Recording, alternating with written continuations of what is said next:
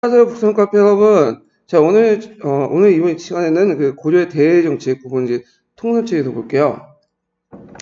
이 고려 시대에는 이민족의 침입이 상당히 많았는데 그 이유는 이제 예전에 얘기한 것처럼 대륙의 정세가 상당히 복잡했기 때문이죠. 그래서 송나라가 문치주의를 이제 시작하는 바람에 주변을 통제를 못했기 때문에 그 영향이 고려까지 들어오게 돼요. 자, 그래서 고려는 이제 10세기 초기부터 14세기 후기까지 대륙에서 북방민족들이 침을 계속 받게 되는데요. 자, 그때 이제 등장했던 북방 유명 민족들은 거란이라든지 여진, 몽골 이런 민족들이죠. 그래서 이런 민족들이 이제 중을 한번 압박하기 전에 우리나라를 이제 후방을 시키고자 치는 그런 경우가 되게 많았다는 거. 자, 그러면 이제 고려는 그 내용을 볼게요. 고려가 초창기 때는 중국의 어떤 나라 5대였어요. 5대. 그래서 그 5대였고 그리고 이제 강중 때 들어와서 송나라가 등장했죠. 그래서 이제 5대와 송으로부터 역대 그 친선 관계를 유지했다는 거. 그리고 주변의 이민족에 대해서 상당히 야만시하는 그런 정책을 이제 펼치게 되죠. 그러는 이제 거란 여진 몽골족 같이 북방민족들이 이제 일어나니까 그때부터 이제 고려의 정통적인 외교 정책이 차질을 빚게 돼요. 그러면서 이 과정에서 그 대항도 하고 적당히 이제 사대 관계도 맺고 아니 원나라 같은 경우에는 간섭도 받고 이런 이제 그 성세가 들어가죠. 자, 그러면 거란을 이제 보죠. 거란은 이제 10세기 초에 등장한 그 왕조인데, 자, 이 거란족은 예전에 말한 것처럼 한 3번 정도 쳐들어왔죠. 그런데 이제 그 전부터 이 거란에 대해서 배척하는 정책들이 있었어요. 그래서 예전에 말한 것처럼 그 당시 태조가 그 당시 거란에 사시는 와 낙타 50피를 그 만보구 사건에서 이제 만보구 밑에 그 당시 이제 사실은 선을 유배하고 낙타는 만보구 밑에 이제 굶어 죽이게 하는 그런 사건도 있었고 그 다음에 또 발해 유민을 받아들여서 북진 정책을 감행해서 청천강까지 이제 국경선을 확장하는 그런 정책들을 했죠. 그리고 그 이후에도 이제 역대 왕에게 계승되어 정종 때 같으면 그 북방 개척을 위해서 서경천도를 계획을 하고 예전에도 한번 언급했던 그 강군사를 설치하죠. 그래서 이 강군사를 설치해서 강군 30만 명을 조직을 하고요. 그 다음에 이제 청천강 이북과 압록강 사이에 여러 성진들 쌓아서 북방민족들 침입을 대비하기도 했죠. 자, 그래서 거란이 이제 성종 12년에 1차 침입이 왔고, 그때 그 압록강 중류 지역에 있었던 발해의 그 개순국가인 전왕국을 멸망시키고요.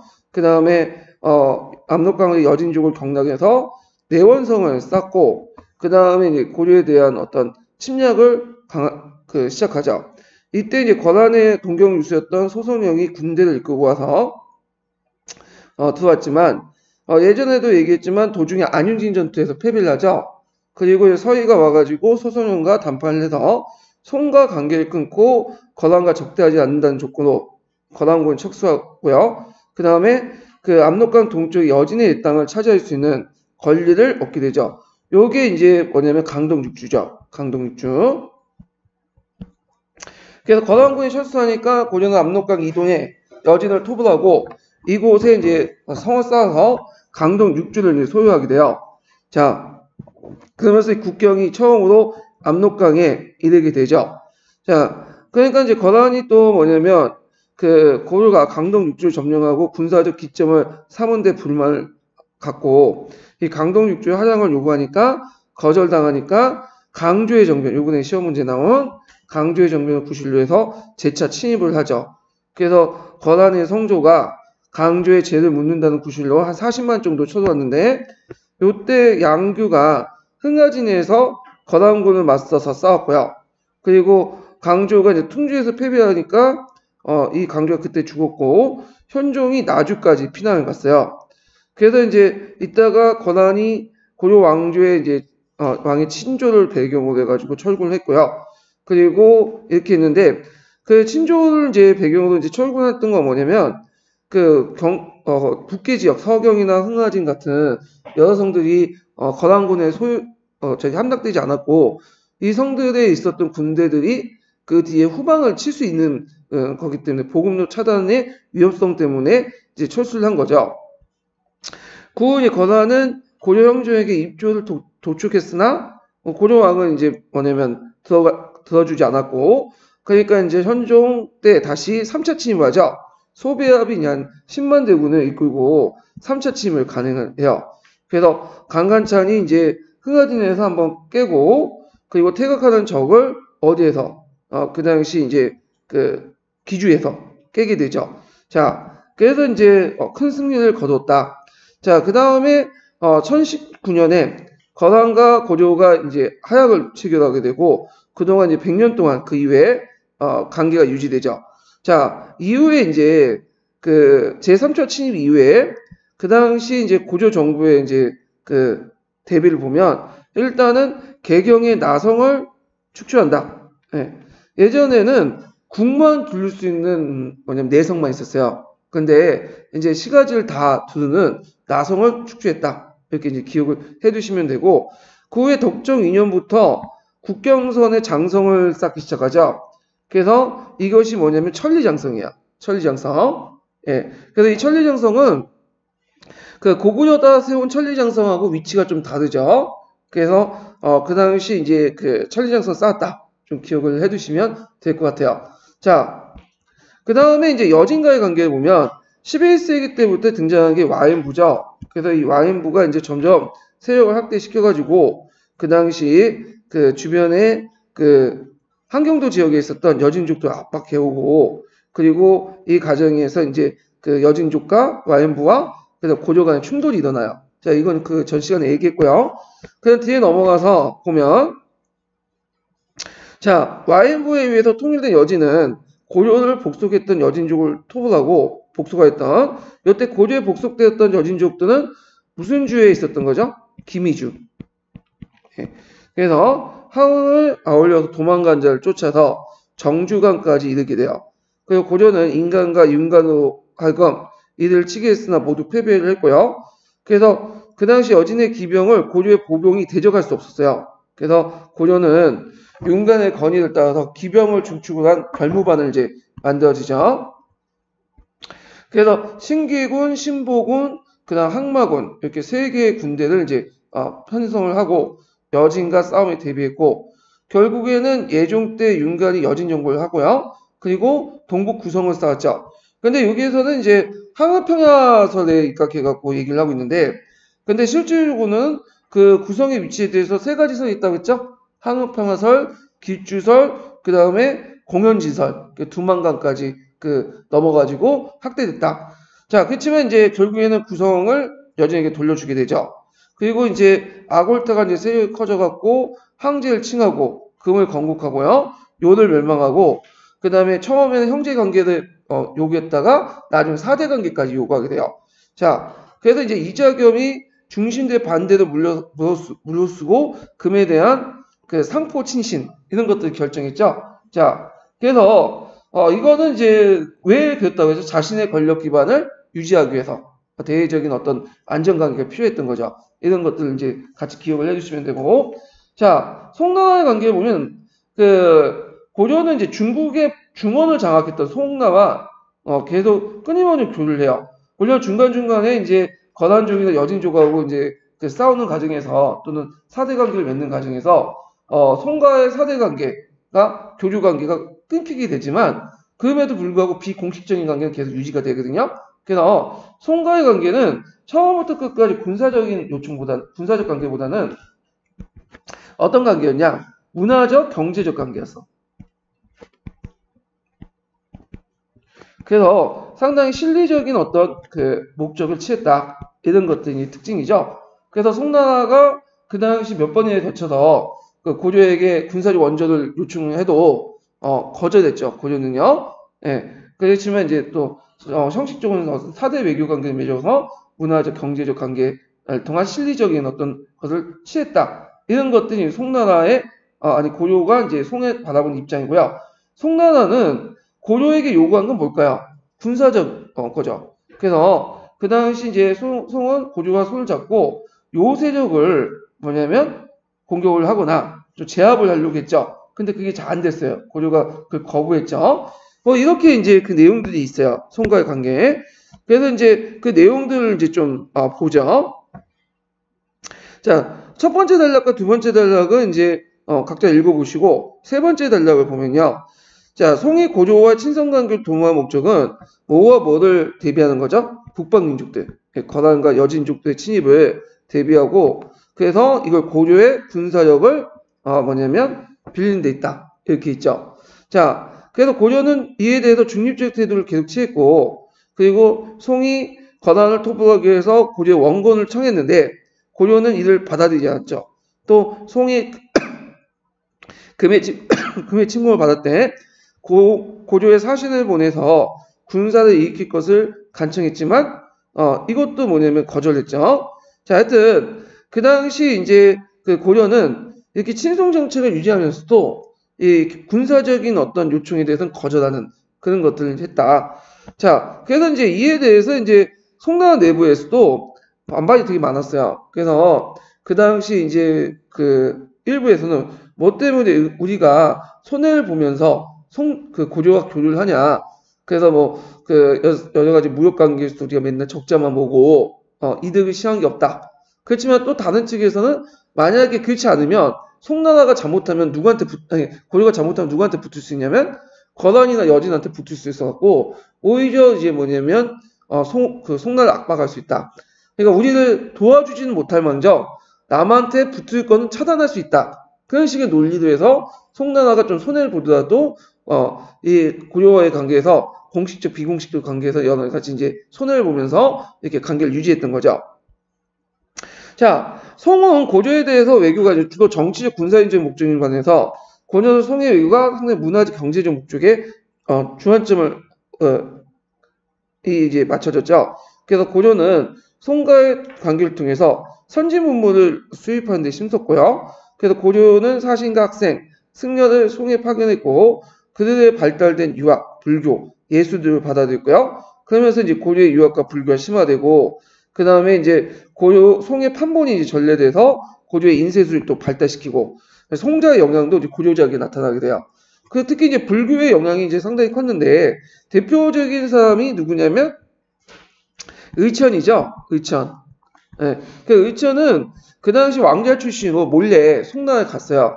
네, 그래갖고 송나라 돌아다니면서 불경을 받아들이고 가지고 오고 그리고 선진 불교 그런 사상 같은 것도 받아들이면서 고조에 이제 가지고 온 대표 사람이 의천이죠. 의천.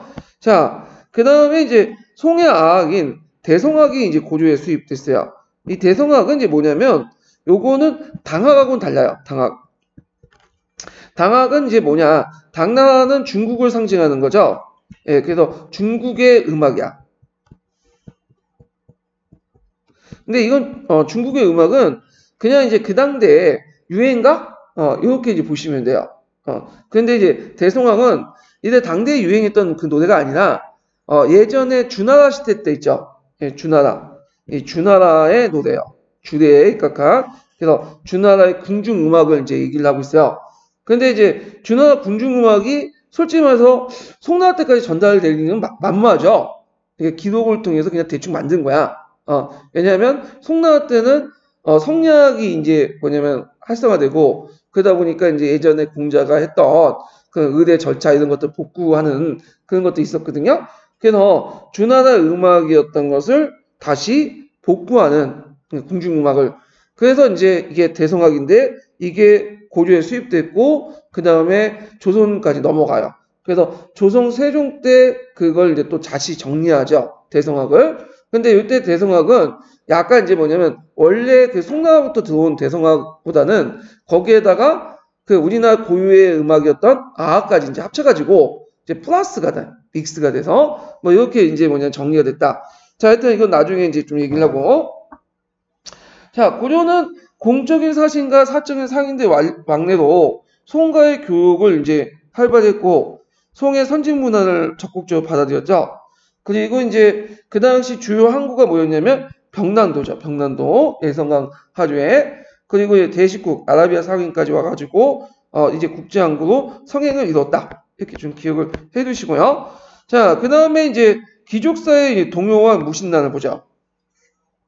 자, 여기에는 귀족 정치의 전개를 보면 여기 한 11세기, 11세기 말에서 12세기까지 이제 귀족, 문벌 귀족들이 등장을 하게 되는데 그거에 대해서 이제 뭐냐면 숙종, 예종, 인종 등등 해서 여러 왕들이 이들과 대응하는 과정에서 왕권 강화 정책들을 펼치는 그런 정책들이 쭉 나와 있어요.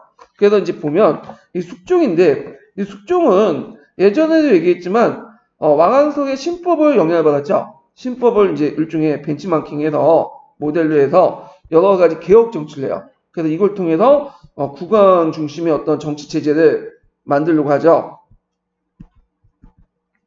자, 이런 맥락에서 보면 자, 숙종은 이제 일단 외척이었던 그냥 의자이라는 사람이 있어요.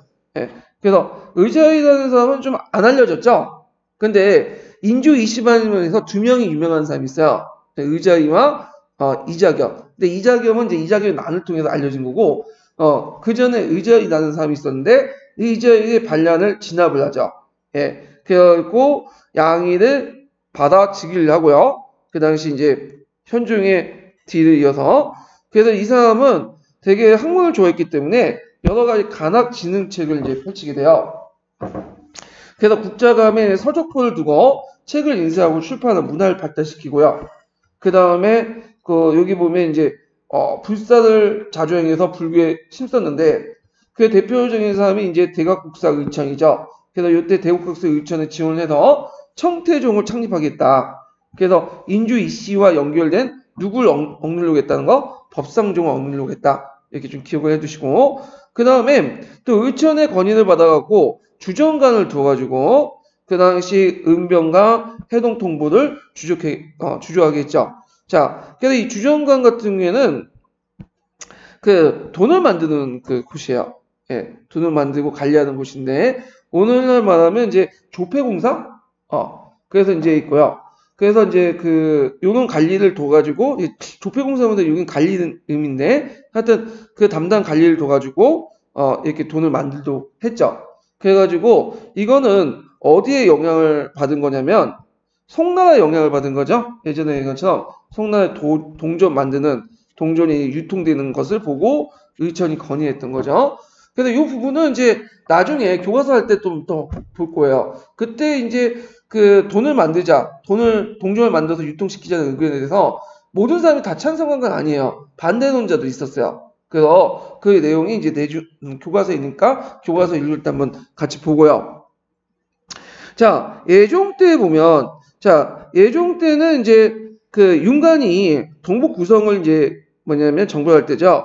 그래서 이 사람은 이제 간학진흥책을 이제 같이 했는데, 일단은 국학의 7제를 성립을 하고, 그 다음에 양형고를 두었고요. 그 다음에 7제에 뭐도 뒀냐면, 무학제를 뒀어요. 무학제. 예. 그래서 무학제를 둬서 문무양학을 함께 일으키는 의도로서 그 당시 무인색 때 상성기만 나타난 형상이었다. 이거는 그 당시 이제 거란족이나 여진족을 물리치는, 대비하는 과정에서 무학제의 필요성이 느껴지죠. 그렇지만 이거는 이제 여기는 안 나왔지만 문치주의 문치주의의 경향 때문에 이런 예종의 주치는 쉽게 무너져요. 그래서 나중에 문신들이 너무 반발이 많으니까 그 당시 무학제라든지 그 다음에 무과도 잠깐 실시했죠. 그것도 이제 국법 폐지가 되죠. 자, 그 다음에 이제 예종 때는 천연관과 보문각을 이제 둬서 학문 연구기관을 뒀고요. 그리고 이제 그 당시 또 예의상조서를 뒀어요. 예의상조서. 그래서 예의와 격식 등 유교적 제도를 정했다. 그리고 이제 그 당시에는 예종 때는 또 유망하는 백성들이 되게 많았어요. 그래서 조세를 면제하고 왜 유망하는 백성들이 많았을까요? 예? 그거는 그 당시 문벌 귀족들이 뭘 확대시켰기 때문이죠? 예, 농장을 확대시켰어요. 농장. 네. 그래서 이런 것 때문에 이제 유민들이 되게 많았어요. 유민들. 유민이라는 의미는 이제 뭐냐면 고조 같은 경우에는 무슨 제도가 실시됐죠? 본관제가 실시됐죠. 그래서 본관제에서 벗어난 사람들 유민이라고 했어요. 그래서 이 유민들을 뭐냐면 다시 호족으로 돌려가지고 이들 국가 안으로 통제할 필요가 있었어. 그래가지고 이제 이런 조치를 취했던 거죠. 그래서 조세를 면제해주고 속촌에 뭘 파견했다? 간무를 파견했다. 그래서 원래 간무는 유민들을 이제 안목해 하는 데 목적이 있지만 점점 이제 간무 파견이 많아지면서 예전에 지방 관리를 파견하지 않은 속촌까지도 이제 뭘 했다? 주연화시켰다. 이렇게 보시면 되죠. 그 다음에 그 건농체를 써서 진정계관을 장려했고 구제도군과 해민국을 설치했다. 자, 그 다음에 인종 때에 들어와서는 이 사람들은 이제 뭐냐면 학문을 되게 좋아했어요. 그래서 교육과 유교 진흥에 힘썼고 그리고 이제 식목도감하여금 학제를 상정케 했고요. 그 다음에 예전에 한번 말했지만 경사 육학을 제도를 마련했죠. 그리고 이때 이제 또 느끼한 게 이제 여기는 안 나왔지만 인종 때는 요 사람은 이제 이때 무슨 난이 있었죠? 묘총의 난하고 그 다음에 이자겸의 난이 있었죠. 요거 예. 그래서 이제 요때 이 난이 있었고요. 그 다음에 이제 요 당시 이제 묘총의 난을 진압하고 나서 김부식을 이제 필두해갖고 뭘 편찬했죠? 삼국사기를 편찬했다. 자, 그 다음에 그 외에도 이제 뭐냐 건농이나 건농 차원에서 역전을 이제 해서 백성들에게 식량을 넉넉히 하고 그 다음에 그 당시 정해진 조세에 의해 횡령을 금하고 그 다음에 이제 국민생활 안정을 기하고요. 동서대비원이나 제입을 갱신하는 등 여러 가지 이제 뭐냐면 민생 안정 정책을 펼쳤다. 자, 근데 이제 좀 단점도 있어요. 인조 때 들어와서 이제 이자겸 난과 모총의 난이 나니까 되게 정치적 혼란스럽잖아요. 거기에다 또 가중한 토목공사들이 많았어. 그래서 이제 꼭 예를 들어서 이자겸 때 이제 궁궐이 다 불타 없어졌잖아. 그래서 만월대를 재건했고, 그 다음에 태안에 이제 굴포운하를 이제 개척하다가 중단됐어요. 이 굴포운하는 뭐냐면, 예전에 이제 조세 운반에서 제일 어려웠던 게 뭐냐면, 이 안흥량 지역이 있어요. 운반하는 과정에서. 이 안흥량 지역은 어디냐면, 태안반도 아시죠? 예. 충청도 태안반도. 태안반도 이렇게 쭉 튀어나온 데 있잖아요. 근데 요 부분이야. 예. 근데 여기가 암초가 되게 많았어요. 고려나 조선시대 때부터 요게 이제 조은선 여기 가다가 이렇게 쭉 가다가 요게 걸려. 그래서 상당한 10% 20% 이렇게 뭐냐면 암초에 걸려서 침몰되는 그런 경향이 있었거든요. 그러면 여기를 이제 피해가지고 어느 쪽으로 가는 게 있어요. 태안반도 보면 여기에서 반도에서 나가는 쪽에서 이제 약간 이제 본토 내륙 지역에서 반도 쪽으로 해갖고 짧은 뭐냐면 지역이 있어. 예. 그래서 요 지역을 파가지고 여기다 물을 대고 이렇게 배가 여기 통과시키면 운하를 만들어가지고 통과시키면 쉽게 나갈 수 있겠죠.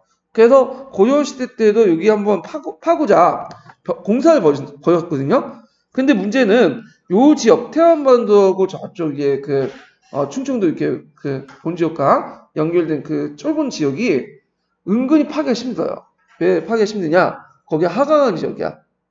그래갖고 이게 안 됐어. 그리고 그 당시에는 이제 하약 같은 것도 없었잖아요. 다이나마이트가 이런 것도 없었고 폭발해갖고 파야 되는데 이게 안 됐던 거예요. 그래서 이제 결국에는 돈만 낭비하고 인력만 동원하고 이제 실패를 했던 거죠. 근데 조선시대에 들어와서 똑같은 문제가 이제 생겼어. 그래서 조선시대에도 한번 팔려다가 이것도 안 됐어요. 예. 결국에는 이거 파다 말았어, 이거. 예.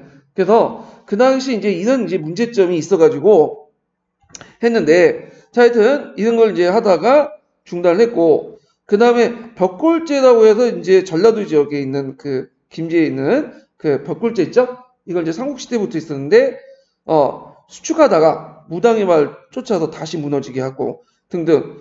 그래서 이제 인종은 여러 가지 정책을 펼쳤지만 오히려 이런 여러 가지 토목공사나 이런 것 등등 해가지고 오히려 농민들, 유민들이 더 많았어. 예. 그리고 이제 반항운동도 심해졌고, 그리고 이제 등장했던 사람이 의종이에요.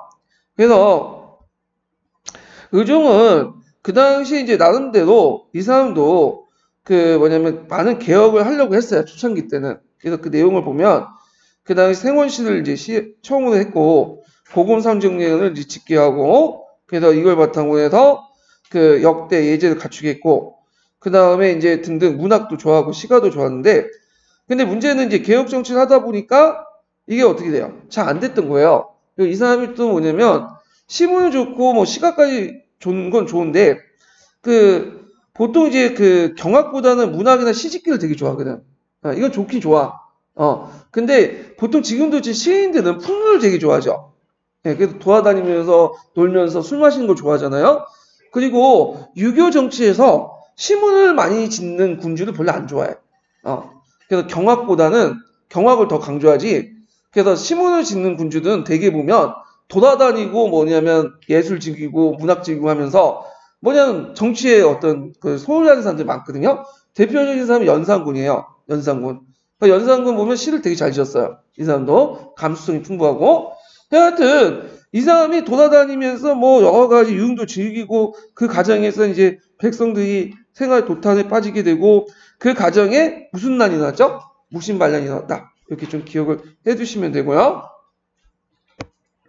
자, 그 과정에서 이제 뭐냐면 또 여러 가지 이제 사회 경제적인 어떤 모순들이 나왔죠. 거기 이제 보면 문벌 귀족들이 뭐 전시과 공점 외에 사전을 받고 그 불법적인 이제 농장을 확대했다. 그런 내용도 있고 그리고 그 과정에서 이제 귀족사회 모순이 나타나니까 집에서 이게 분열이 일어났고 정통적 문벌 귀족과 이제 지방 출신, 주로 서경세력 출신들의 어떤 대립이 일어나서 결국에는 이제 나타난 것이 이자경연한과 노청연한이다. 이런 것들이요. 그리고 이제 이자겸 같은 게 이제 여기 쭉 나오는데 이제 이자겸은 고려전기 때 최고 문벌 귀족이죠. 인주 20만이죠. 그리고 이제 예종의 그 할아버지가 됐던 사람이고 또 인종이 즉위하니까 그 뭐냐면 예종의 동생이 대방군 보를 왕에 침탈했던 제목으로 제거하고 그 다음에 그 부근에 있는 하나인, 문공민, 이영 같은 사람들 그 음모에 가담했다 다 처형시켜. 요 사람들의 특징이 뭐냐면 누구의 측근세력이요? 인종의 측근세력이야. 그래서 이자겸이 자신의 권력을 이제 본격적으로 이제 장악하기 이전에 그 인종의 측근세력들을 다 제거시켜 버렸어요. 그게 예전에 한번 기출에 객관식 기출에 언급됐었죠. 자, 하여튼 그래서 이걸 바탕으로 해서 이제 이 측근세력들을 다 제거했는데 이 측근세력들이 상당수가 대서경 출신의 신진 관료 세력들이야.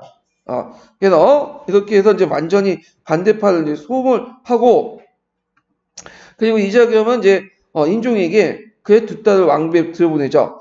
그러니까 이제 완전히 개족보죠. 이게 어떻게 되냐면 그 인종의 입장을 볼 때는 이 사람이 외할아버지 이자겸이 그러니까 자기 누가 결혼한 거야? 이자겸의 딸이니까 고모죠, 고모.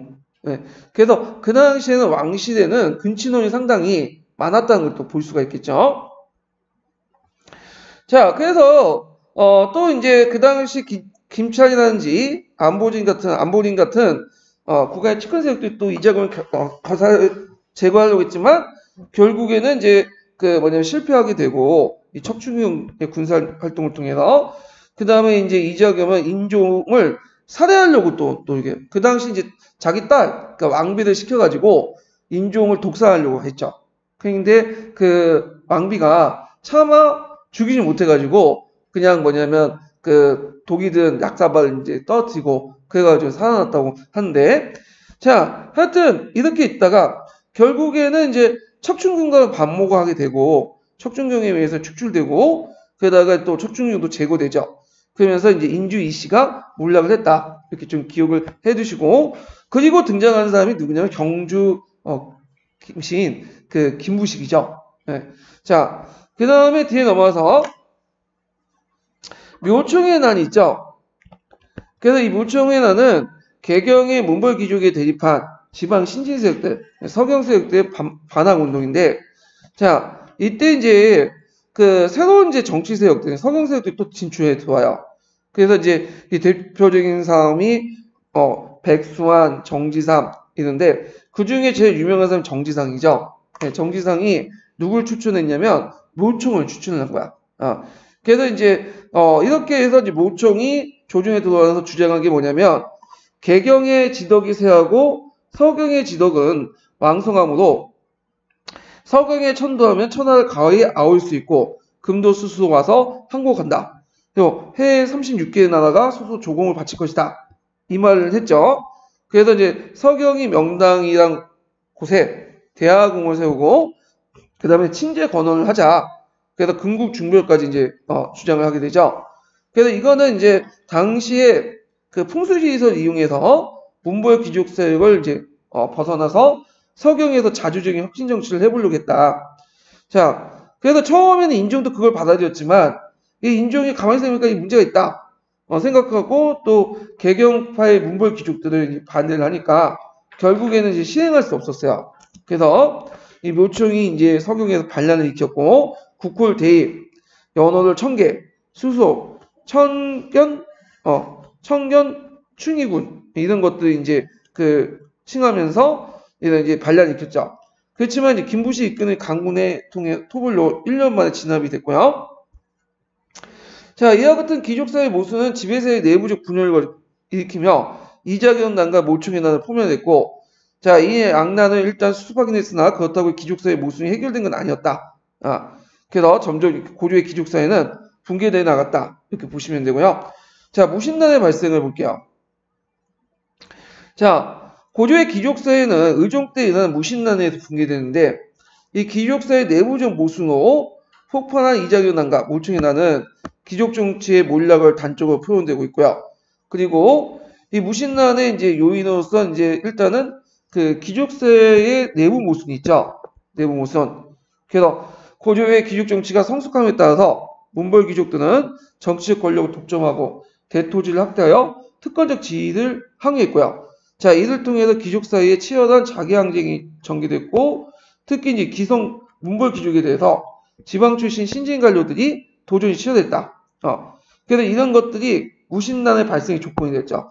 왜냐하면 귀족 세력 간에 문벌 귀족 세력 간에 어떤 단합이 잘 돼 있었으면 절대 무신들이 반란을 일으키지 못하겠죠. 근데 문신 귀족 사이에도 뭐냐면 분열이 있었고 거기에다가 또 기성 문벌 귀족들과 신진 관료의 대립 이렇게 혼란한 틈을 틈타서 반란을 일으켰던 거죠. 자, 그 다음 두 번째로는 이거는 이제 앞에 있는 것은 배경이고요. 직접적 동기는 그 대무신 정치의 모순에 있어요. 이제 구체적 예를 보면요. 자, 아이고. 고려는 양반 제도를 만들어서 문반과 무반을 하나의 간직 제기로 안에서 이론적 평성과 법제로 동등하게 대우도 했으나 실제로는 순문, 천문 전체를 위해서 문반에 비해서 무반에 대한 차별이 심했는데 순문은 문을 높이고 천문은 뭐냐면 물을 천하게 여기는 정책이죠.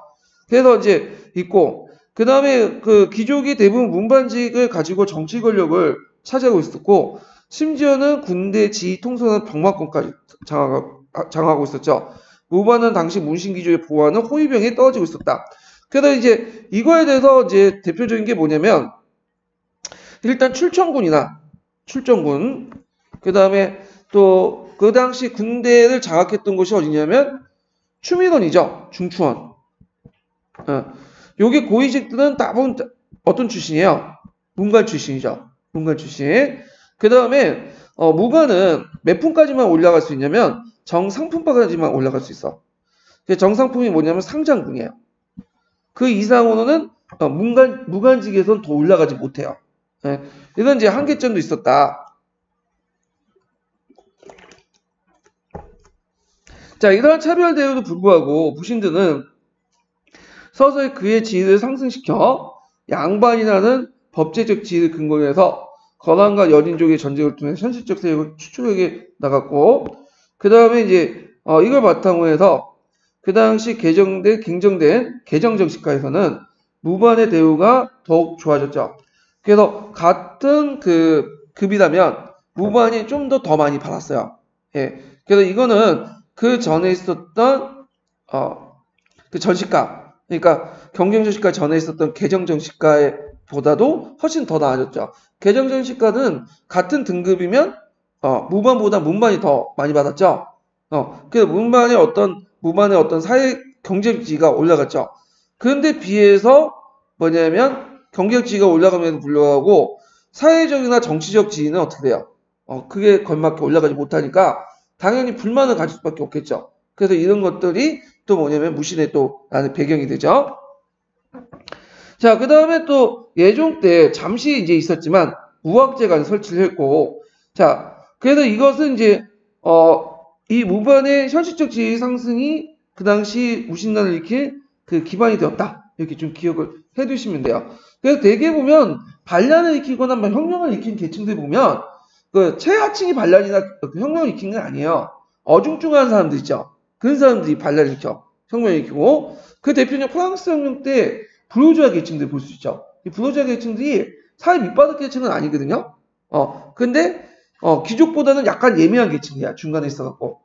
그들 나름대로 불만이 있는 거야. 자기는 이렇게 잘났는데 사회적인 어떤 대우는 못 받는다. 그러다 보니까 이런 것들 반란의 배경이 됐던 거죠.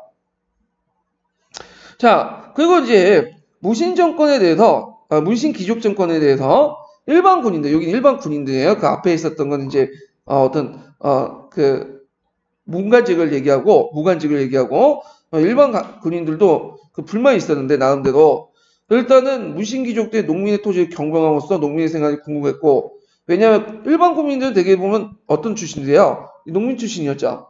거기다가 또 지금도 그렇지만 군인들이 여러 가지 이제 잡협에 혹사를 당해.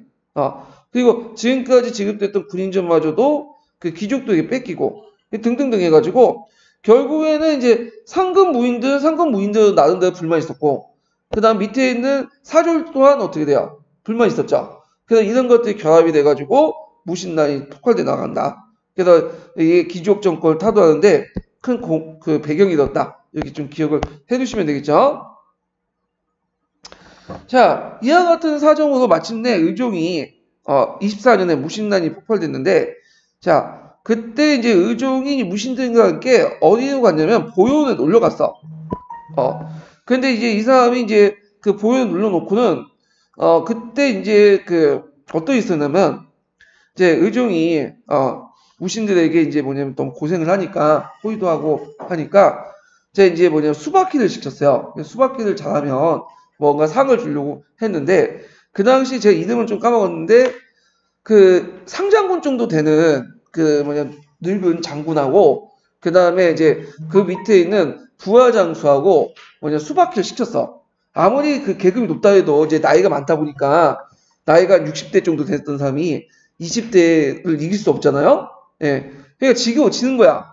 근데 그걸 보고 내시 할례가 딱 오더니 너도 그 뭐냐면 장군이냐 하면서 뺨때기를 때린 거예요. 그걸 다 보고 있었던 거야. 근데 아무리 그렇지 내시 할례 물론 내시직이 그 당시에는 이제 그 국왕 측근직이기 때문에 상당히 좀 지위는 좀 낮지만 좀 권한은 있었거든. 그렇지만 이제 나이도 어리고 지위도 좀 약간 상장보다 좀 낮은 훈관직을 갖고 있는 내시직이 할례가 뺨을 때렸다면 지금 이점을 때도 상당히 건방진 거죠. 무례한 거고. 그러니까 이제 이걸 보고 이제 뭐냐 무인들이 분개를 한 거야. 그래가지고 의종한테 막 따지려고 하니까 의종이 이제 말린 거야. 이제 얘하고 싸우려고 하니까 의종이 말린 거죠. 그래서 그날은 그렇게 됐어. 그래서 이제 이때 이제 이구하고 이방이 찾아왔어. 정중보 이거 가만히 둬서 되겠냐? 우리 한번 들고 일어나자. 결국에는 그날 뭐죠? 쿠데타가 일어났어요. 그래서 거기에 있었던 문신들 다 죽이고 그 다음에 의종을 좀 세워놨다가 나중에 의종의 동생이었던 명종을 옹립하죠. 그리고 무신들이 이제 정부 요직을 차지해서 정권을 수립하게 돼요. 그러면서 이제 뭐냐면 그 무인 정권이 이제 등장을 하게 되죠. 자, 그래서 물론 이제 이게 딱 보면 그 보요원에서 일어난 우발적인 사건 같지만 실제로는 문신귀족 정치에 누적된 모순들이 어때요? 쌓였던 거죠. 그러면서 필연적으로 일어난 사건이었다. 그래서 이 사건을 계기해서 이제 귀족 사회가 붕괴되고 그 다음에 그 문신 정권이 성립되어 정치, 경제, 사회적인 큰 변화가 일어났다. 그래서 무신난은 고려사회 일대 전환점이 되었다. 예전에도 얘기했지만 이 무신난을 기점으로 해서 고려사회는 정기, 후기 이렇게 두 가지로 나눠요. 자, 그 다음에 이제 무신정권의 성립 고정. 자, 무신정권의 성립은 이제 크게 세 식으로 나누죠. 제가 예전에 얘기했지만 여기도 적어놨네요. 형성기, 그 다음에 항립기, 그 다음에 세태기 이렇게 있죠. 형성기는 이제 먼저 집권한 사람이 누구예요? 정중부죠. 정중부. 근데 엄민이 전중부는 이제 그 얼굴 마담이었고 그 이민이 집권했어. 원래는 이민 2구가. 그러다가 2구가 제거하고 이민도 누구한테 죽어요? 정중부한테 죽죠. 그리고 나서 정중부가 경대성한테 죽고 경대성이 이제 병사하고 나서 그 이방의 수하장수였던 이민이 집권하죠. 그리고 이민이 또 누구한테 죽죠? 최충원이 죽죠. 그래서 이미 이전까지는 또 무신정권에 참여했던 사람들, 물론 경대성을 제외하고는 그런 거고. 자, 이기 때 항립기 들어가면 그 뭐냐면 이제 최씨정권이 4대 동안 집권하게 돼요. 그래서 처음 집권하는 사람은 최충원, 그 다음 두 번째 집권하는 사람은 최우, 보통 최이라고 하죠. 또 최이, 그 다음에 최양, 그 다음 최의, 그 다음에 이제 최이가 이제 김준한테 죽죠. 그 다음에 김준이 임현한테 죽고 임현의 병사하고 임유무가 이제 있다가 임유무가 이제 또 뭐냐면 죽죠. 그러면서 끝나게 되죠. 자, 그러면 이제 그 내용을 보면요.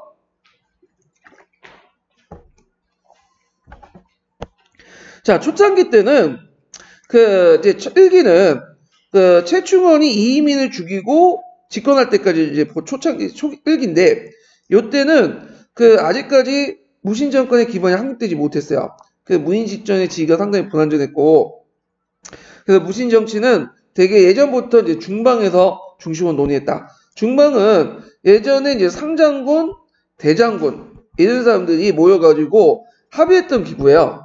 예. 그런데 아직까지 이제 이게 권한이 낮았어요. 왜냐하면 도병만사에 좀 밀려 있거든요. 제추가 모여 있는. 그렇지만 이제 이때는 중심 기구로서 이제 부각이 됐다. 따라서 종래의 문신 세력들이 반항을 일어났고, 이어 그 맥락으로 그 교종계통의 승려들이 이제 일어났죠. 자, 그래서 그 문신의 대표적인 반란이 뭐냐면 김보당의 난이에요. 이 도북면 그 병마사죠. 이 박마사가 아니라 못하네. 네. 그래서 김보당이 의정복위를 깨하여 거병을 했다가 실패를 하고요. 이들에 이제 서경수 조이청이라는 사람이 이제 서북면 지방민들 불만을 일으키고 정주부 타도를 외치면서 서경에서 난을 일으켰지만 진압하고, 그 다음에 기법사, 이 기법사는 왕실사창이거든요. 예, 그래서 대개 이제 교종계통의 사원세력들이 연결돼 갖고 이제 일어났고, 그래서 이제 이렇게 이제 일어나서 상당히 이제 좀 혼란스러웠죠. 그 다음에 또 무신정권 내부 안에서 또 직정사 사이에 내분이 일어나서 정권이 교체됐어. 그래서 이제 아까 말한 것처럼 처음엔 정중부, 이방, 이고 이렇게 익혔지만 이방이 이고를 죽이고 그 다음에 정중부가 또 이방을 제거하고, 그래서 정권을 독단하다가 젊은 장군이었던 경대승에게 죽게 되죠. 그러다가 이제 경대승이 병사니까 이민이 또 집권을 하게 되고 이 사람이 또 최충원한테 수청당했죠.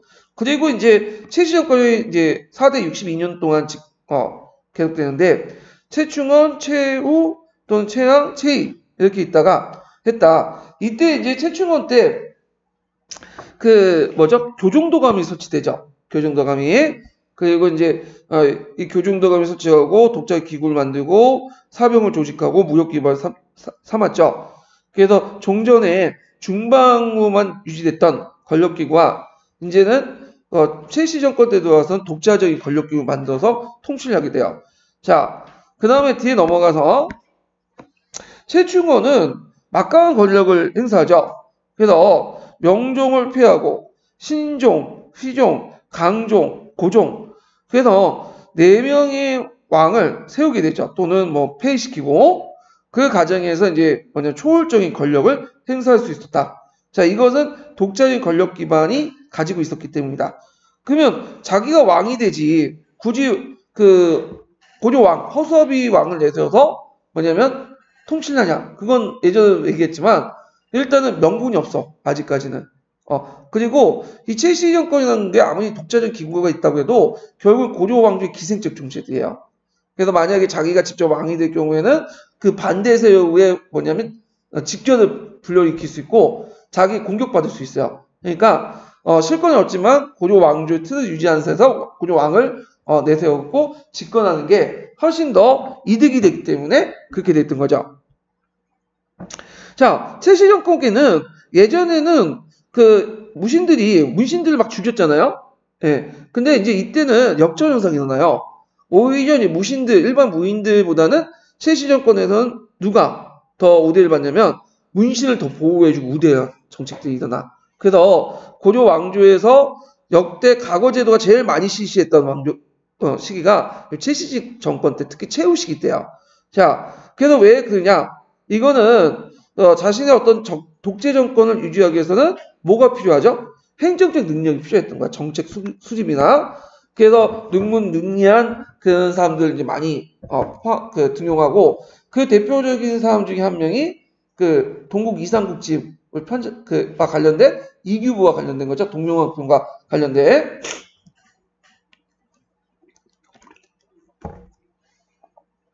자, 또 최씨 정권은 그 당시 이제 밀란을 진압한 동시에 사원세력 발양을 억압하고요.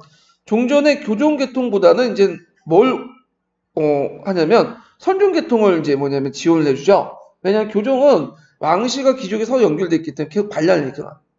최씨 정권은 되게 적대적이에요. 그래서 선종과 연결돼 있다. 그래서 그 당시 이제 조계종에서 진행돼 있던 그 무슨 결사운동 있죠? 수선사 결사운동이나 이런 사람들 이제 하고 그 다음에 뭐 뒤에 있는 이제 진운이라든지 그 다음에 해신 같은 승려들을 뭐 지원해주고 뭐 이런 정책들을 이제 펼치게 되죠. 그러나 이제 마지막 집권 최희가 김준에게 제거당하죠. 그리고 김준도 이명에게 제거당하고 하여튼 이제 무신정권계 붕괴기가 들어가요. 그래서 김준이 무인직전이 되었으나 곧바로 이면에게 뺏기고요. 그 다음에 이제 이면은 이제 있다가 병사하고 이뮤무가 이제 있다가 이뮤무도 이제 죽게 되죠. 살해당하고. 자, 그래서 이제 이렇게 해서 이제 무인정권이 몰락을 했다. 이렇게 좀 기억을 해두시면 돼요. 그리고 나서 왕정 복구가 되죠. 왕정 복구하는 과정은 예전에 얘기했을 거예요. 누구의 지원을 많이 받았죠? 몽고의 지원을 받았어요. 몽고의 지원을 뒤엎고 결국에는 집권을 다시 하게 되죠. 자, 그 다음에 무신정권의 지배기구. 예전에도 한번 얘기했지만 시험 기출문제 나오면 여기에서 많이 나와요.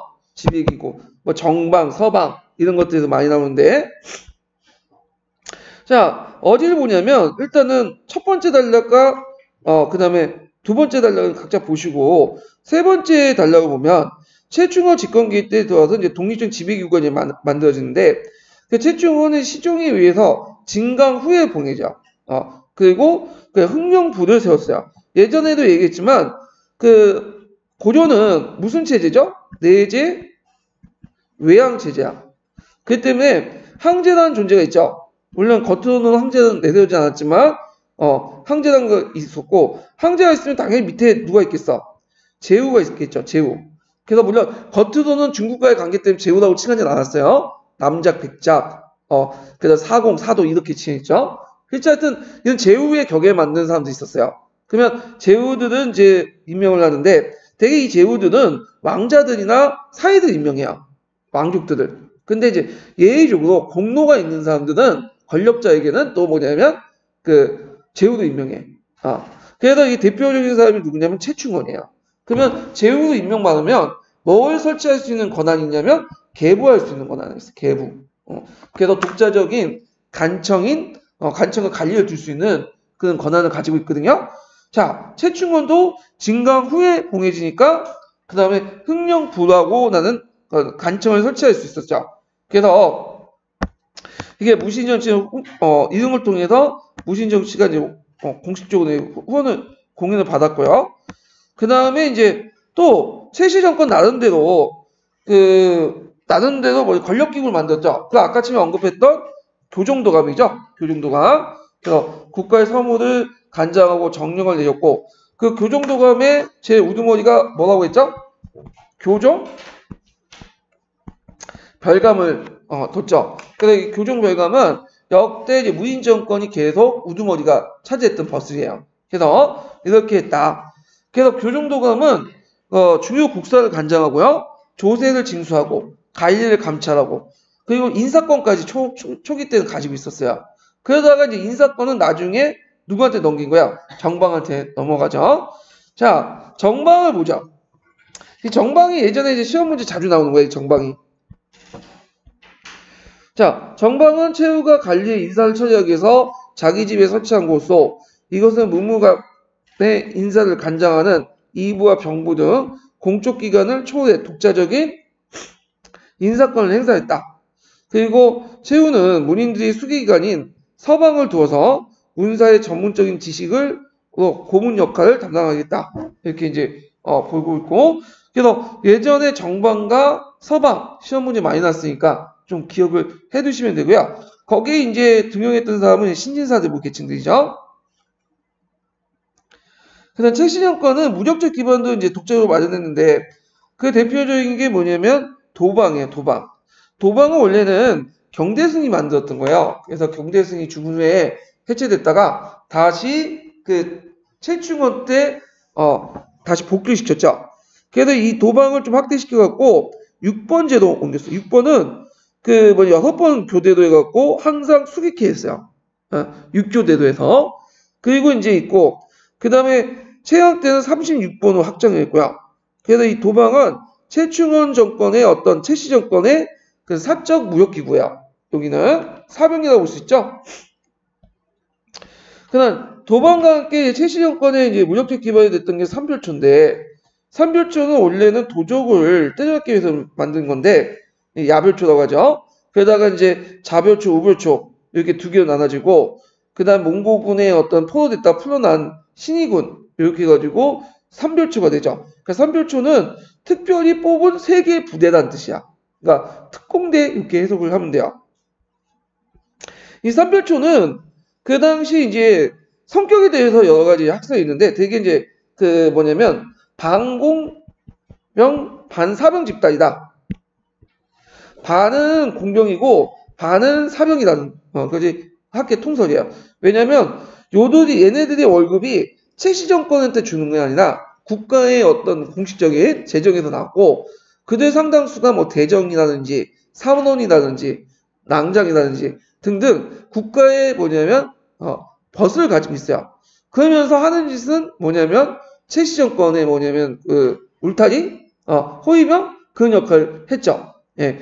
자, 그렇기 때문에 그 이거를 이제 반사병 집단, 공명적 성격과 함께 사병적 성격도 같이 있다. 자, 그래서 이렇게 있고요. 자, 무신 정권은 그의 독재적 지배기구와 막대한 사병 집단을 유지하기 위해서 경제적 기반도 필요하겠죠. 그래서 이들은 대토지를 경공하고 남의 전조를 탈취하고 그 다음에 또 진주 지방에 막대한 시급도 받았어요. 그래서 이제 이걸 바탕으로 해서 권력을 유지할 수 있었다. 이렇게 이제 보시면 되겠죠. 그 다음 무신 정권 때는 그 문신계 반란들도 많이 나왔지만 그 사찰에도 반란이 일어났고 그 농민들도 반란이 일어났어. 농민들 반란은 예전에 한번 얘기했지만 여러 가지 요인은 일어났죠. 일단은 뭐 그 무인들이 이제 지방간이 되면서 가연 주구가 되게 많았고 그다음에 두 번째는 거기다가 일통사망 의식이 한 삼국 부운동 그런 성격 그 다음에 신분 해방적인 성격 이런 것들이 복합적으로 뭐냐면 겹쳐서 일어났고요. 처음에는 서적이라고 부르는 평안도 지역에서 주로 많이 났다가 나중에는 남적이라고 부르는 하산도 지역으로 확대됐다. 그리고 주로 일어난 것은 주로 이제 최충원이 집권하기 이전에 주로 일어났죠. 그런 건 물론 이제 그 전에 최충원 때도 일어났긴 했지만 상대적으로 볼 때 이게 되게 많았고 그건 뭐냐면 그 최씨 정권이 이전까지는 아직 무인 정권이 확실한 권력 기반을 다지지 못하고 있었어요. 그 지방세력도 통제를 제대로 못했고 자 이런 것들이 이제 있었다. 이렇게 좀 기억을 해주시면 되겠죠. 자 그래서 이제 첫 번째와 두 번째는 이제 각자 읽어보시고 마지막 그 단락부터 볼게요. 그 무신 정권기의 밀란은 명종과 신종 때에 약 30년간 집중적으로 발생을 했다.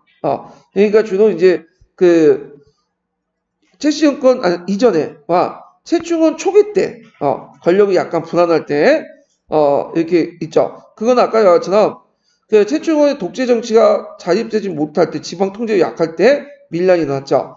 자 그래서 이제 처음에는 서적이라는 서북 지방에서 일어났다가 점점 남쪽까지 확대되는 그런 방향으로 하게 되는데, 자, 이 지역에서 먼저 일어난 게 뭐냐면 일단 개경 지역에서 멀리 떨어져 있었고, 그다음 이 서북 지역은 예전에 이제 특수 군사 지역이었죠. 양계 지역의 하나였죠. 예. 그래가지고 그 당시 먼저 문신 정권에서는 반항이 일어났다. 그래서 이제 창주나 성주, 철주 이런 사람들이 주민들이 반란이 일어났고, 그다음 서경유수, 조유총이 또 반란을 일으켰고, 그 이외에도 이제 나머지 여적들, 예, 남아있는 사람도 반란을 일으켰죠. 그 다음에 이제 서북계에서는 서적과 달리 남적이라는 그 밀란이 나는데, 이 서적이나 남적이라는 용어는 그 고조사에 있는 거예요, 고조사에. 자, 그 대표적인 게 이제 뭐냐면, 요때 이제 발랄 특징, 농민 발랄적 성격도 있지만, 삼국 부흥 운동이라든지, 신라, 삼국 부흥 운동이라든지, 또 뭐냐면, 또 신문 해방적인 운동이 겹쳐 있어요. 신문 해방적인 운동을 이제 대표적으로 볼 수 있는 게 뭐냐면, 그 망이 망소의 난이죠. 망이 망소의 난. 그래서 이들은 공주를 점령하고 강군을 물리치는 등, 그, 한대 기승을 누렸지만, 정부가 해우책을 이제 말려서 항복했고, 그러다가 이제 다시 진압당하죠. 자, 이 망이 망소의 난은 예전에 했지만 천민 집단의 특수행정구역인 소에서 일어났다는데 특징을 가지고 있기 때문에 신분 해방적인 어떤 성격을 가지고 있다. 이렇게 보면 되고요. 그 다음에 이제 그 충청도 지역에서는 간성과 부성에서 또 농민 반란이 일어났고, 그 전주에서도 군인과 간노들이 반란을 일으켰고요. 자, 그 다음에 또 이제 예전에 시험 문제는 김사민이 운문에서, 그 다음에 호심이 초전에서, 이거 둘이 이제 서로 합쳐가지고 또 연합작전을 펼치고 민양 싸움에서 정부군에게 패배해서 진압됐다. 이렇게 보면 되죠. 그 외에도 뭐 여러 반란들이 쭉 나와요. 그 중에 좀 눈여겨볼 게 뭐냐면, 그 1202년에 그 경주를 중심으로 대교 밀란이 일어났죠. 그래서 이때 경주민들이 뭘 내세웠냐면 신라 부흥운동을 했었어. 그래서 그때 운문과 울진에 있는 그 반란과 합세어 그 기세가 상당히 강했고요. 자, 그 다음에 이제 무신 정권이 들어와서 이제 정권기에 농민 분기뿐만 아니라 천민 노비들 반란도 일어났는데, 망이 망소의 난이 이제 대표적인 이제 천민계층의 반란이고, 그 다음에 또 하나의 반란이 이제 최충원 초기 때 일어난 만적의 난이죠. 만적의 난. 그래서 산후 만적이 개경 북산에 올라가서 그 무신난 이후에 공경대부가 천인이 많이 나왔으므로 오지들도 최충원의 주인을 죽이고 천인에 해방되어 공경 장상이 될 수 있다. 대규모 반란을 시도했지만 중도에 실패하고 말았고요. 자, 그래서 이거는 천민신분의 어떤 해방 이런 걸 목표로 했기 때문에 다른 농민봉기가 좀 달랐다. 자, 그렇지만 이제 이 최충원 정권 때 약간 이제 초기 때는 좀 있었지만 무신 정권이 안정화되면서 그 기세가 이제 꺾이게 돼요. 그래서 이제 물론 이렇게 해서 이제 가라앉혔지만 나름대로 의미가 있죠. 자, 무신 정권은 이들 밀란을 평정에 전력을 기울인 한편 농민에 위한 시책도 강구하지 않을 수 없었고요. 정부는 난민을 의무하고 백성들을 생활 안정시키기 위해 건농을 하고, 그다음 빼앗긴 토지를 돌려주고 조부를 감면하기도 했죠. 그 다음에 그 농민과 천민의 발전이 신분사에 큰 영향을 줬죠. 그래서 이때 이제 밀란을 계기로 해서 귀족 중심 엄격한 그 신분사회가 탈피되고 새로운 사회체제로 넘어가는 원동력이 되었고 고려사회 발전에 커다란 역할을 했다. 그 다음에 이제 몽고 항쟁을 보죠. 자, 13세기 들어와서 몽고족이 등장을 하게 되는데, 이때 이제 몽고와 고조가 처음으로 마주치게 된 것이 뭐냐면 강동석역이야. 예. 그래서 이때 건안족을 뭐냐면 강동석에 이제 틀어박혀 있었는데 건안족이 그러면서 이제 그 건안족을 진압하는 과정에서 몽골군과 동진국 그 다음에 고려군이 합동연합작전을 하죠. 그때부터 이제 뭐냐면 관계를 맺게 됐고, 원래는 형식적인 좋은 관계인 줄 알고 이제 했는데 몽고가 여러 가지 뭐냐면 욕을 너무 요구하니까 나중에 사실해왔던 보통 제고요가 아니라 저고요라고 하는데, 예, 하여튼 저고요가 그 뭐냐면 그 죽게 되죠. 그래서 이제 이걸 계기로 해가지고 뭐냐면 공격해 들어와요. 그래서 이때 몽고의 1차 침입이 일어나죠. 그래서 이제 이때 이제 살리타이가 이제 압록강을 건너서 북계 여러 성을 함락시키고 개경을 포위했고 그 다음에 이제 기주에서 박서가 용감히 싸웠죠. 그래서 결국에는 이제 몽고라고 하이를 해서 철수를 했고 이때 몽고는 그 서경 지역에 다도가치를 설치해요. 그래서 이제 감시를 하고 근데 이제 일단 계속 몽고가 무리한 요구를 하니까 안 되겠다 해서 최후가 수도를 어디로 옮겨요? 강화도 옮겨. 그리고 나서 그 당시 다도가치를 다 사대를 내버리죠. 그러니까 이제 2차 침입이 일어나. 그래서 살리타이가 이제 천인선에서 내려왔다가 오히려 그냥 깨지게죠. 그래서 김유가 이제 사살되고요. 자, 그다가 이제 여러 번 거치는데 한 7번을 거쳐갖고 총 이렇게 들어오게 되죠. 자, 몽고가 들어오니까 이제 공격하니까 그 최씨 정권은 전면전보다는 주로 삼성이나 해도로 입보해라. 이거 산성해도 입보 정책이라고 하죠. 그래서 결국에는 이제 뭐냐면 싸우겠는데 그렇지만 이제 아무것도 안 도와주니까 나중에 어떻게 돼요? 한국 한산도 많이 늘어나고 그러죠.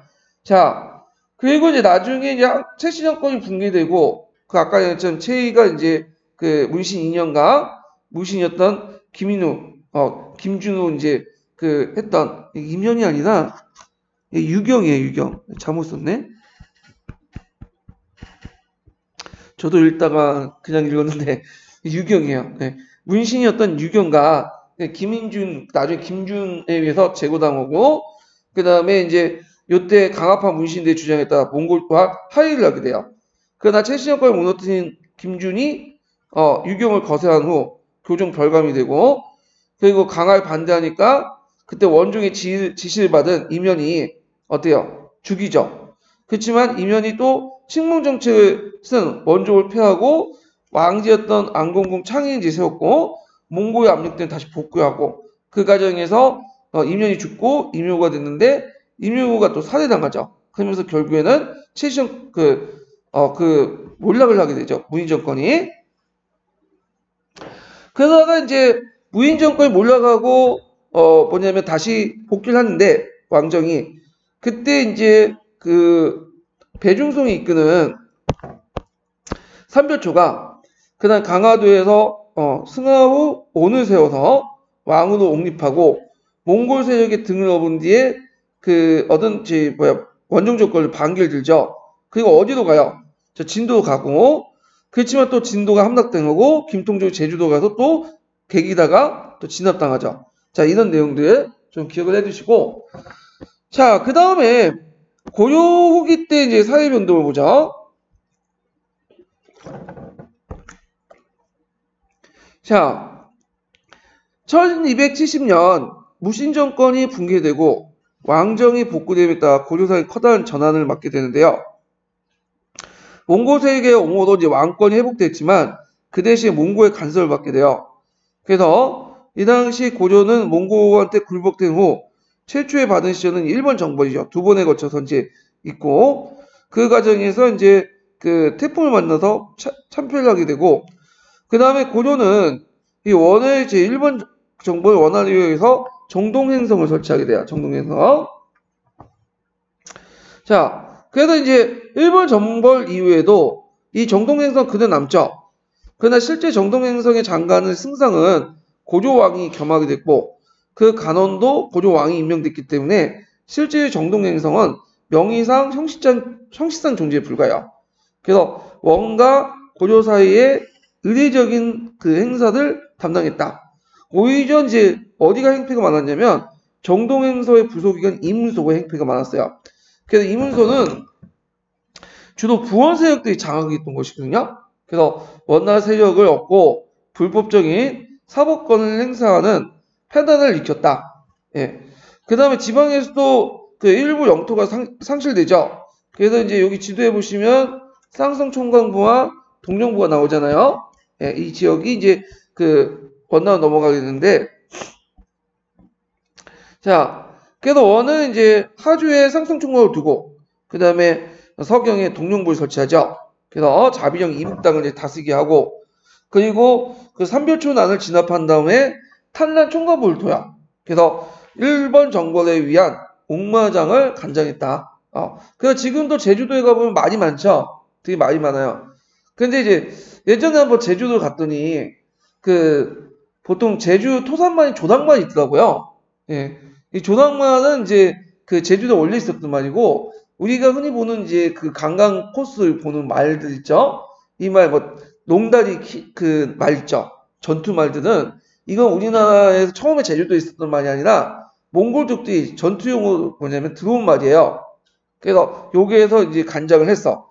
제주도가 말 키우기가 상당히 좋아요. 섬지역이. 왜 섬지역이 좋냐면 포범이나 호랑이 같은 맹수들이 없어. 그 다음에 말 키울 때 상당히 문제점이 뭐냐면 그 포범이나 호랑이거든요. 예.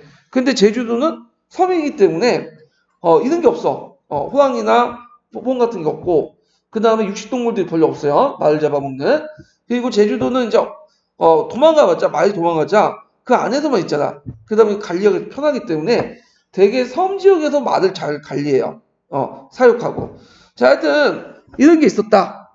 자, 그 다음에 이제 탕난총관부나 통용부는 고려의 요청에 따라 충녕할 때 반환이 됐고 상성총관부는 공민왕이 무적으로 탄환을 했다는 거. 그 원해 간섭을 위해서 고려가 간제가 격화됐는데 그때 중앙간제 개정을 보면 삼성육부제가 상국을 제도를 참원했다. 참원이라는 것은 건방지게 뭐냐면 자신의 격에 맞지 않게 어떤 예의나 격시나 이런 걸 채웠다는 거야.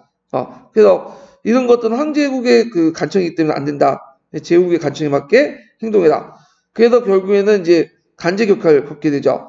그래서 중성문화성과 상서성 합치면 첨의구가 되고 그래서 상성육부가 사사로 격화되죠.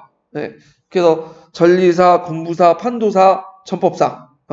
그 다음에 간서의 명칭도 곤쳐갖고 추미호는 밀직사로. 그 다음에 어사대는 감찰사로. 한림호는 문화서로. 그래서 되게 보면 사자로 격감을 시켜.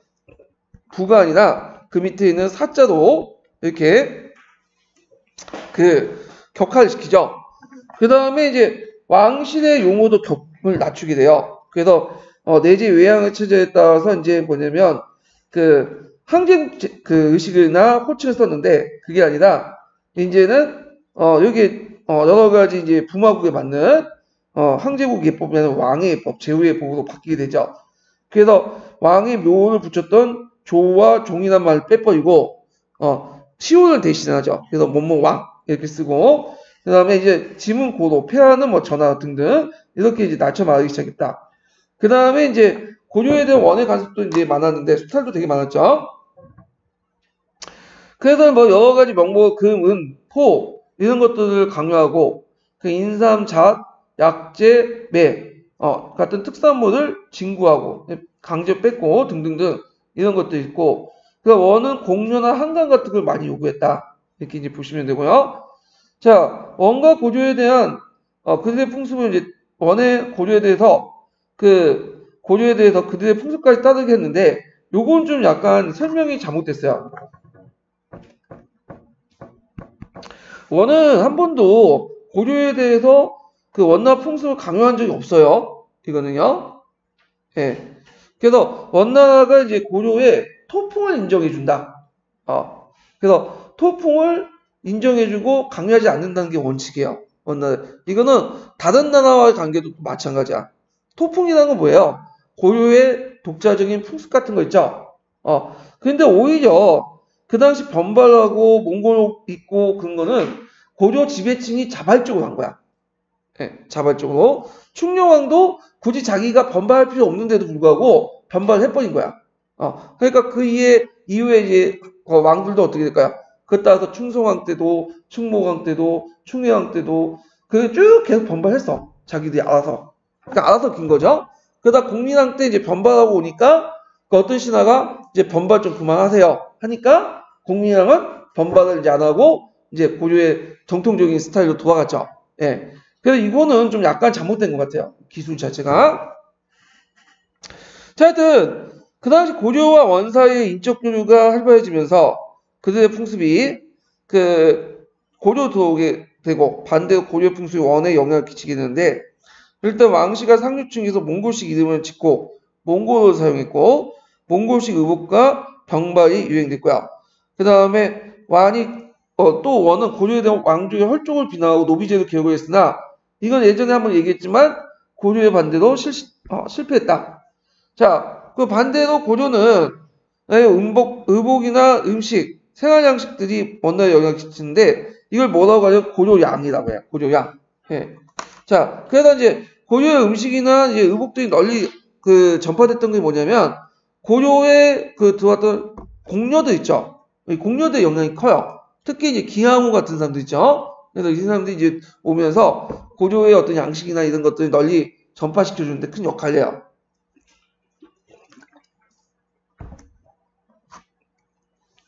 자, 이와 같은 강화가 맺어진 원은 자, 고려에 대한 정치, 경제, 사회 모든 면을 거쳐 간섭하여 고려가 받은 타격은 컸지만 고려의 주권은 계속 존속을 하고 있었고 자, 형식적이지만 정동행석이 설치되었다.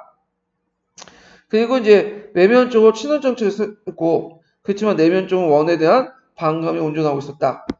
자, 건문세족의 집권 보면 자, 고려 후기 때 지배세력은 건문세력이죠. 이 건문세력은 거의 이제 뭐냐면 지배층이 문벌 귀족보다 좀 더 폭이 넓은 세력들이에요.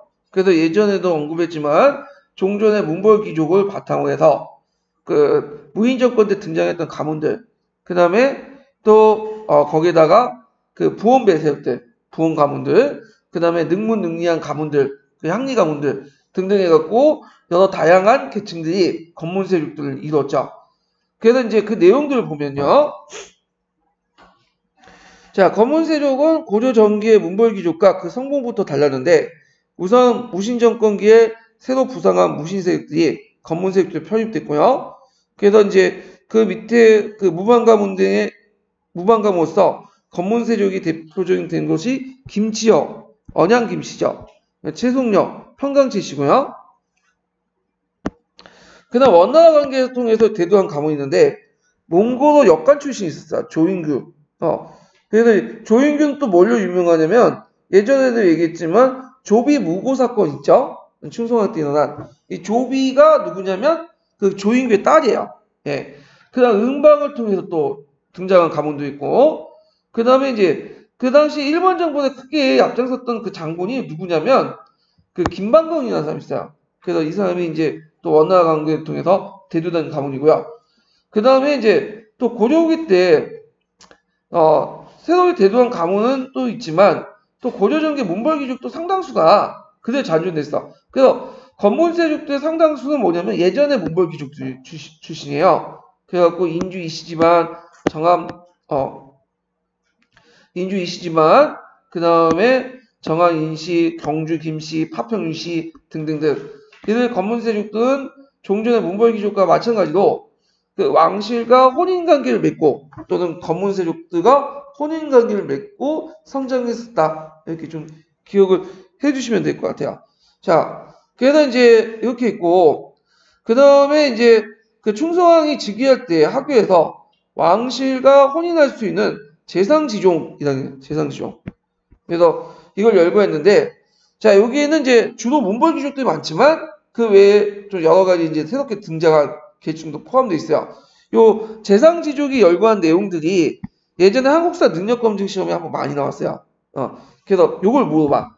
그래서 여기에 언급된 사람들은 어떤 계층이냐? 특징들. 어떤 계층들의 특징이 있어요? 건문세족들의 특징.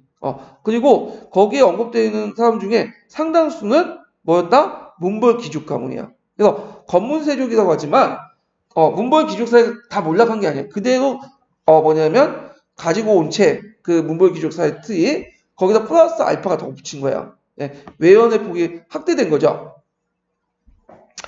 자, 하여튼 이같이 이제 뭐 무신난후에 새로 진출한 무신가문, 대원강구에 통해서 대두된 세력, 등등등 이렇게 다양한 세력들이 이제 뭐냐면 들어오게 됐다. 자, 이런 건문 세력들은 그 당시 고려 후기의 지배 세력으로서 높은 간직을 차지하고 정치 권력을 장악했고요.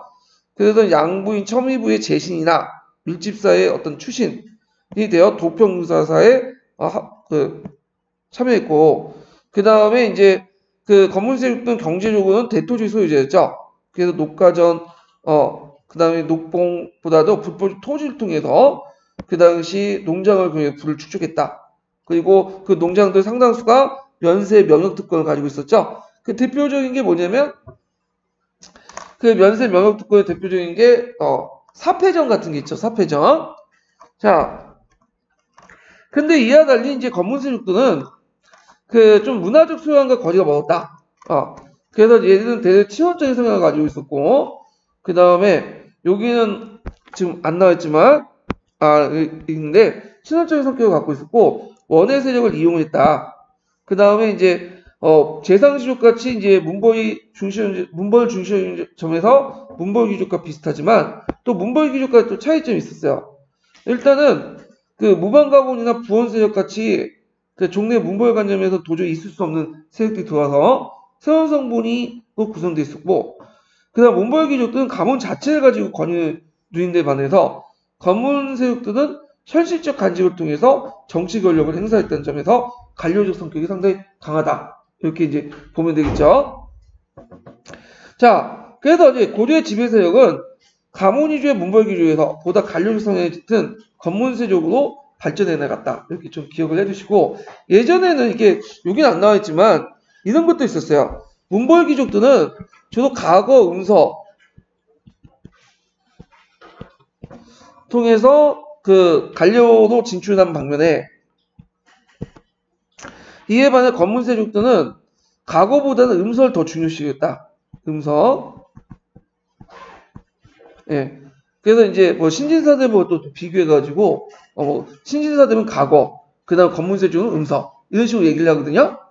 근데 이게 예전에 한국사 능력검증 시험 나올 때 좀 비판적인 내용들이 되게 많았어요. 왜냐면 건문세족이라 해서 다 음서만 중요시하는 게 아니에요. 똑같이 과거 시험에 합격한 사람도 많아요. 무식한 사람만 있는 게 아니에요. 그래서 나름대로 지식인도 되게 많아. 그래서 그 내용을 보면 이제 9편의 내용 보면 원나라의 과거 시험에 건문세족 가문들이 상당수가 또 합격의 사례가 있어요. 예. 그렇기 때문에 이렇게 딱 도식화 시켜갖고 얘기하면 쉽게 이해가 되는데 개별 사례를 볼 때는 또 다른 게 많아요. 예. 그걸 좀 참조해갖고 받아들여야 돼. 예. 그래서 자, 이런 거 있다는 거 좀 기억을 해두시고, 자, 그 다음에 이제 농장의 발달 내용인데, 자, 이건 뭐 거의 뭐 소셈하고 겹치긴 하는데 일단은 중요한 거니까 한번 또 읽고 넘어갈게요. 자, 요거는 좀 쉬었다 갈게요. 요거는요.